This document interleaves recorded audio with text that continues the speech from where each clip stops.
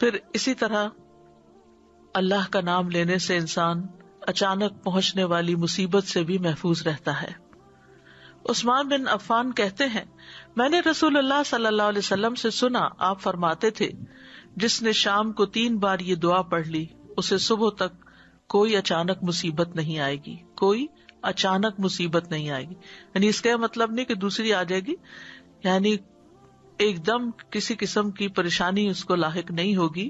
اور وہ دعا ہے بسم اللہ الذی لا یضر مع اسمہ شیء فی الارض ولا فی السماء وہو السمیع العلیم. اللہ کے نام سے، وہ ذات کہ اس کے نام سے کوئی چیز زمین میں ہو یا آسمان میں نقصان نہیں دے سکتی، اور وہ خوب سنتا ہے اور خوب جانتا ہے. اور جس نے صبح کے وقت یہ دعا پڑھ لی اسے شام تک کوئی اچانک مصیبت نہیں آئے گی، اور جب شام کو کوئی پڑھ لے تو صبح تک اس کو پریشانی نہیں ہوگی. سبحانک اللہم و بحمدک اشہد ان لا الہ الا انت استغفرک و اتوب الیک. السلام علیکم و رحمۃ اللہ وبرکاتہ.